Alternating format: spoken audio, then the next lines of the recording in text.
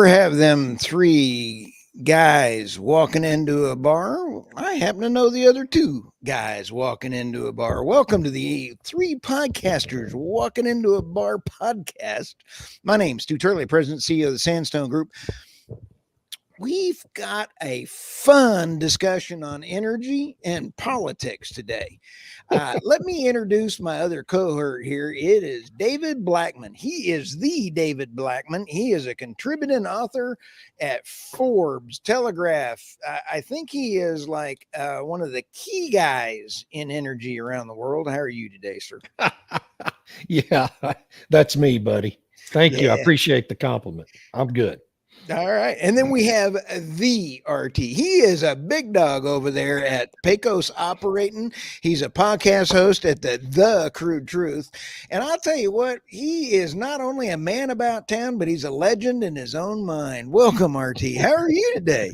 I am doing well. Glad to be back on another episode with you two of Three Podcasters, kind of ready to just talk about things and maybe get off into areas that we normally don't get to on other shows. So just so much is going on too in the energy space. Oh, I'll tell you what, today we're going to have a little bit of a different one. LinkedIn link with StreamYard is down for some reason. Yeah. Okay. So it's, I think StreamYard, they didn't like the fact that they could jump out there and then talk real things. So it's a industry system wide problem. But let's bring this up here. Today is an absolute amazing historical day today, and that is the debates today. If our podcast listeners, I've got a picture of Bill Clinton at one of the previous debates. That was when President Trump introduced that he had one of the sexual persons making accusations against him sitting next to Bill Clinton. I thought that was absolutely a hoot. Actually, I think he had 3 of Clinton's former mistresses there. Oh my goodness. Yeah. That's what I am very disappointed about the CNN rules today, is that we're not going to see that. That's what they're trying to do. And then if you have a little cartoon over here on the right-hand side, you see the Christopher Pike episode out of Star Trek. You know, you've got Biden sitting there where all he could do is hit a red button or something like that. I thought that was great. Then you've got the presidential debate, and somebody as a meme put, there's President Trump standing there at the mic, and then you have Biden laying there on the beach like a beached whale. I'm sorry, I thought that was absolutely pretty funny too. But let's start. He looks better than Chris Christie did at the beach. I just threw up. I just threw up. If anybody does have any comments or anything, please leave them, and let's take a look at that. But this next gentleman that we're going to play his video. He is a hoot. I don't know if anybody has seen all of his stuff, but he is a heck of a comedian. Use the drug test request, saying these are desperate lies and they're proof that you know who is scared and really not ready, and that Biden will be ready and waiting for him. So wait a minute, Luffy. I find it very interesting that you take Biden's refusal to take a drug test as proof that Trump is not ready. Yet you completely ignore questioning why Biden refuses to take a drug test to prove that he's not on drugs. What you did there is called being a hypocrite. Try to say I mean, if you can't make fun of The View, I love this guy. He is absolutely a nut. When he did the economic forum and he was swearing back at them, I was like, go, man, go. Do you think he's going to be, which one shows up today? And I'd like to know from our viewers, is he going to be the one on, as President Trump had said, up on drugs, or is he going to be a body double with a CIA mask? I have no idea which one's going to show up. Well, I think he'll show up and, he'll probably do just fine. They're going to have him pumped full of the same stuff they pumped him full of at the State of the Union, and he'll do okay. Trump will do okay too. I don't think this debate's going to make any kind of real difference in the presidential race, other than if Biden has, a pretty severe senior moment, which we've seen him do repeatedly in Italy and other places in recent weeks. He's never done a senior moment.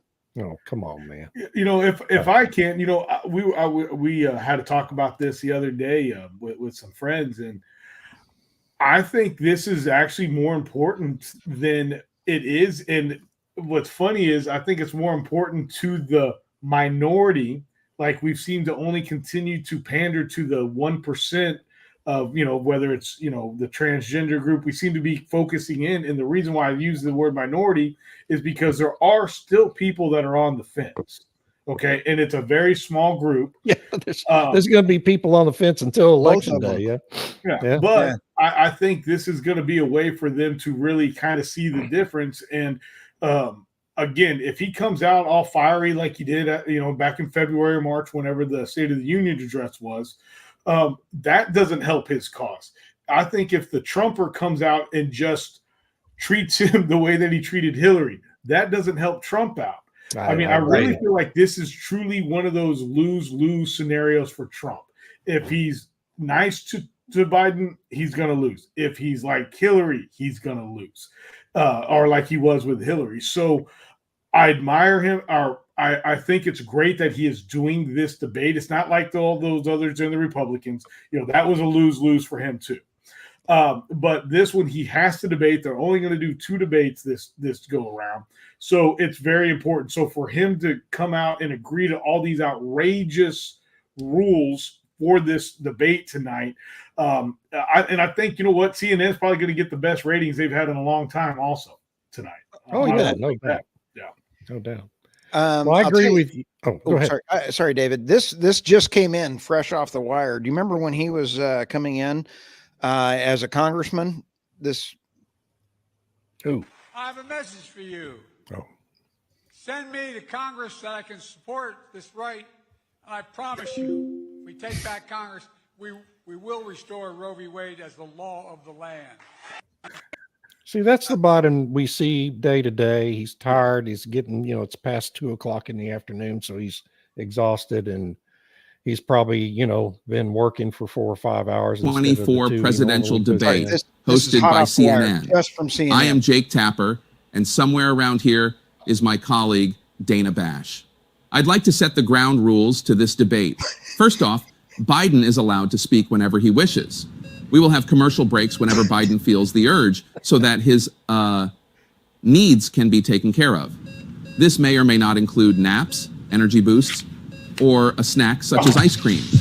On the other hand, Trump is not allowed to speak unless spoken to, and if he interrupts Joe speaking, we're automatically going to deduct 10 points from Trump and Door.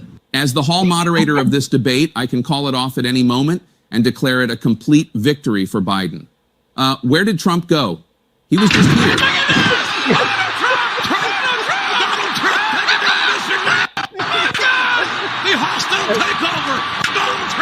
David, I really think that if Trump does come out and is an ass, I think that it's going to be just as negative for him as possible, because he can be mean.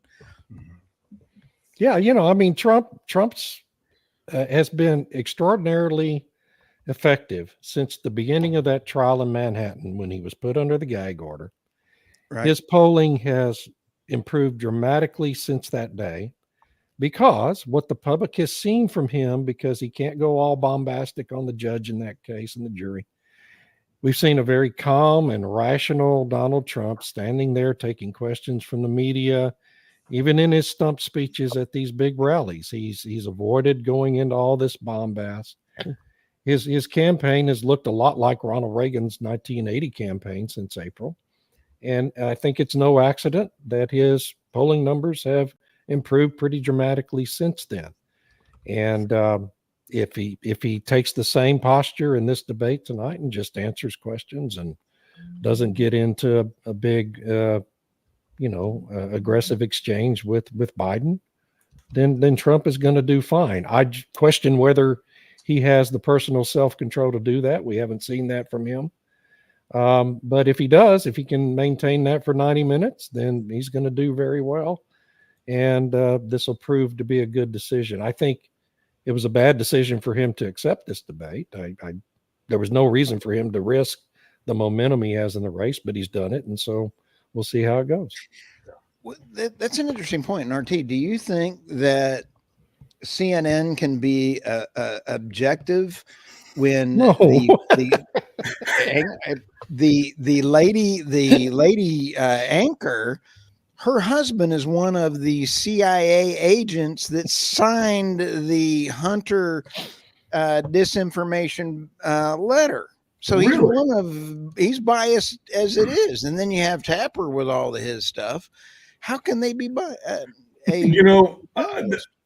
let's go ahead and go out on a limb and say I hope that they do. I mean, obviously, on some of the on Fox that they continue to bring up that CNN is going to bring up January 6th. I did not know that Dana Bash's husband was a CIA man at all. So I think kudos to you on your research and your team there at the Sandstone Group for y'all's deep dive research. But I'm just hoping that CNN's looking for ratings. I don't know what Trump's looking for. I mean, I think David really said it best. He has really ran a different campaign. And when you think about it, he's ran a different campaign all 3 times, or well, technically all 4 times, right? Because we all forget he ran for president in 2012, just a little bit. But he's ran a different campaign every time. And this is obviously the most patriotic one that he's done. So I was not around in 1980 per se. But I do remember watching a bunch of commercials and things, and that, Reagan won not only in a landslide, but in 84, that was, I think, the biggest landslide of all time. Yeah. It was a good year, by the way, 1984. But I'm very curious to see how this debate goes. And, as a guy in the oil and gas industry, I'm very curious. I mean, here we are, we're producing more oil than we ever have. Right. And yet this administration continues to wage war on us in the industry. And so obviously, I would like to see President Donald Trump become president again to kind of allow us to at least breathe a little bit more. You make 2 great points, RT, and I don't mean to compliment you, but you do make some great points. And you've said that under a Republican that oil's always cheaper, so you make more money if you vote for a Democrat. That to me is just about as eye-opening as it gets. Energy is cheaper, but you can make more money as a Democrat. But we sit back and take a look at our commitment on LNG to our great allies out there. I'm watching Japan, North Korea, and South Korea, and that whole area going to Russia because of Biden. And pipelines matter when it comes around natural gas and low cost energy. So you got some great points, RT. And let's go to the next one. Speaking of great points, here's your topic for today. Yeah, no, I mean, we got to talk about the world energy. And I saw this one actually first thing this morning from our great friends, literally, and Alliance Brothers at the Texas Alliance of Energy Producers. They had put this out. And of course, if you don't get oilprice.com, I definitely recommend it. Also, on my Substack, I like to pull good articles from Oil Price. And this one, I think he comes from a colleague of David's, if I'm correct, isn't it? Yeah, Robert Rapier. He writes at Forbes. Yes. Yeah, he's a colleague of yours. And when you're looking at the statistical review of the world energy, Oil Price did a great job. Robert did a great job just kind of highlighting what's been going on and just showing that the primary energy consumption increased, as can only continue to increase, and especially obviously after COVID. So our it's just really exciting. And the thing that other people need to look at is like China's only going to continue to grow, and so is India. Their oil consumption is only going to grow. So the fact that some people are continuously saying that we're at peak oil now or tomorrow, it's ridiculous. We're not going to see peak oil truly, probably at least for another 40 years, 30 years. And then after that, who knows? Because we still don't know how many fields of oil that we haven't found yet. I mean, so we will never know. But also something I thought was pretty interesting was that the coal production and consumption have been the highest that they've been, and they've continued to grow. And as we all know, oil consumption has hit a new record high. So thank goodness for the United States and all the oil that we are producing, because I had a great talk with Texoga Dean Foreman this week. And because of all the oil we are producing, we have been able to actually keep the price of oil at $80 and not ruin our economy as bad as it is right now. It's actually not that bad. And that's really the truth. I had a great opportunity to be on a WBAP this week. And thank you to them for having me on the Jason show. I think they weren't as shock and awed as normal for me to sit there and say, hey, it's horrible, watch out. It's like, hey, the truth is, whether we like it or not, we have a ton of oil. It may not be in the Strategic Petroleum Reserve, so let's not, take that into play. But we've got, we've got plenty of oil. We've got natural gas. The real question is, though, when is it going to fall out? Because at some point we have to replace everything. But today and tomorrow we're looking pretty good, especially as we're getting ready to go into the July 4th holiday weekend, when we're going to have, once again, record amounts of people traveling on the roads this year. So, world energy is looking good for, dare I say it, fossil fuels over the next 5 to 10 years. Totally. Absolutely. Oh, and by the way, folks, the Statistical Review of World Energy is a great report. It's a tremendous resource. It's published by the Energy Institute. It used to be published by BP, but this is the second year the Energy Institute is doing it. And Nice. It's just a wealth of real data about real energy. I want a real question between both of you, RT. Excellent points. Damn, that's 2 in 1 episode, RT. I don't mean to be nice. I'm more like Trump these days. I want to be a real jerk. And that is net zero. I talked about net zero. There's just, why bother? Because India and China are using so much coal, and while net zero is nothing more than is destroying economies. With this, what do you guys think about net zero and a tag along with this article? Well, you go ahead, RT. I'll go first, and you. Oh wow, you clean up. How about that? All right. I think that right now the way they're trying to tie in net zero is nothing more than just a name. How is it that you're actually saving Mother Earth by buying carbon credits over here, but you're still doing the same damage to Mother Earth over here? Okay. Yeah. That's what it is at the end of the day. That's Yep. what net zero is. It goes, so I'm going to go and not try to knock lithium or anything else, because we do need lithium. So it's like, all right, so my lithium mine is going to cause this much damage to Mother Earth. Let me go over here to the rainforest. I'm going to buy carbon credits from the rainforest. And then guess what? I'm at net zero. How did that help Mother Earth at all? It didn't. Whenever she's flying, whenever Taylor Swift flies that jet, or Bill Gates, and they're buying these carbon credits, did we actually physically reduce our carbon footprint? No.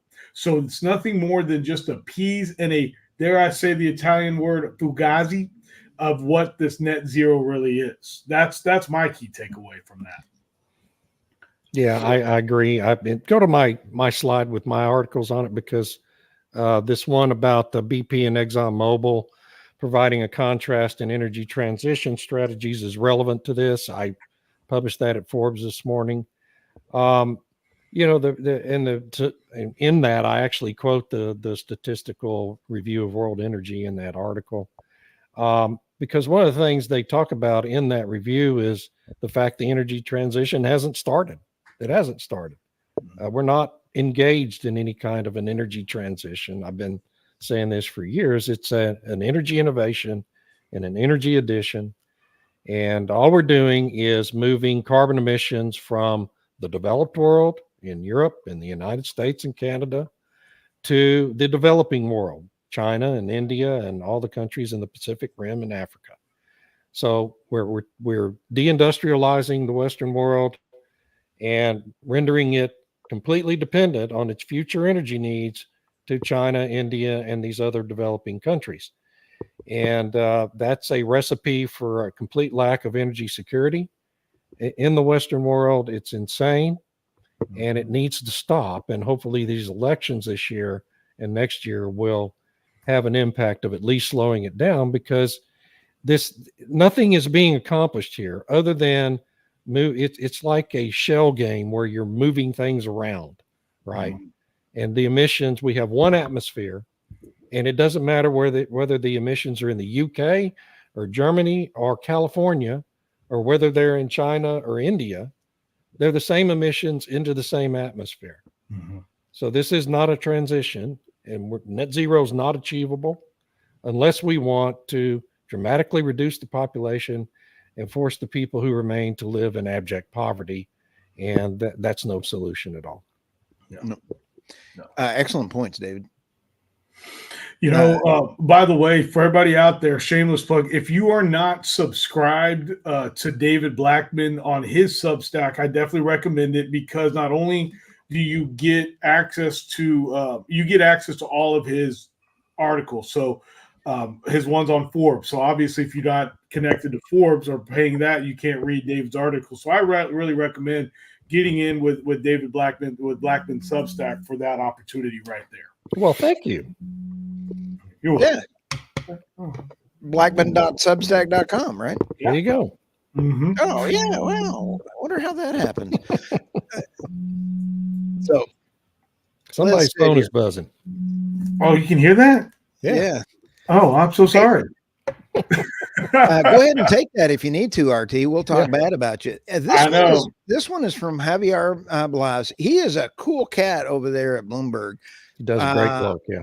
I love all of his work. And this is a real question, because I felt that the death of the petrodollar is going to happen at some time because of our political things going on right now. And David, we only have about 4 more minutes here. We have a hard stop today. So as we go through this, what are your thoughts on the petrodollar? In this article, Javier says, hey, this has been going on for a long time. It's tougher to move away from it. And I agree, it's going to be tough, but there's a lot of geopolitical forces that are in play now that were not in the past. BRICS. You have all the financial sanctions that have been going on. You have Russia now, the 4th largest economy in the world, now trading in the non-petrodollars. Quite honestly, OPEC has lost control of a lot of the production. They don't have the ability to control the market like they used to. So I truly respect Javier, and I just want your guys' thoughts as we roll through the last few minutes here. I'll give the last real quick. Let me just say this. You know, I saw an article about this, and somebody said that the petrodollar's out. So for everybody out there, we are still trading with the petrodollar today and tomorrow. So if you read any articles that somebody says that they're no longer, that the petrodollar is truly dead, that's just not the truth. So I'm glad you brought this article up, David. I'm going to let you take it from here. Well, I think Javier's right. I mean, there are efforts. Russia, in particular, would like to move away from the dollar for its oil trading, but and India's done some deals with them in that regard. But look at what else happened this week. Saudi Arabia just made a huge deal to import LNG from the United States, okay, for its own needs. Is Saudi Arabia going to move away from the petrodollar and queer that deal? No, of course not. I mean, the petrodollar is so influential. It's so ingrained in the financial health of all these other countries. And it's not just oil trades. It's trades in all kinds of imported and exported goods. It's a system that has worked for a century. And I know the BRICS countries have been making a lot of noises about this. But trying to actually displace the dollar and all this international trading would have just enormous negative economic implications, not just for the United States, but for the whole world. So, you know, there will always be noise about this, but boy, it's going to take an awful lot to make it actually happen.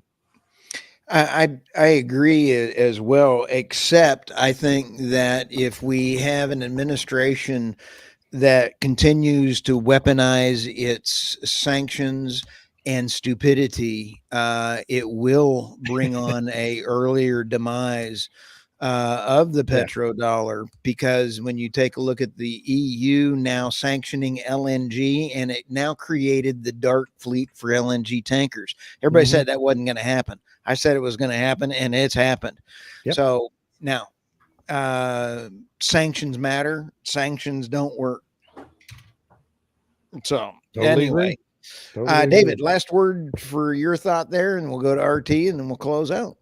I gotta go. I gotta go take my granddaughter to camp, and I can't leave her waiting. Thanks, everybody. See you Great guys. to see you guys. We'll see you next week. All right. Adios. Bye. See you guys. Bye, guys.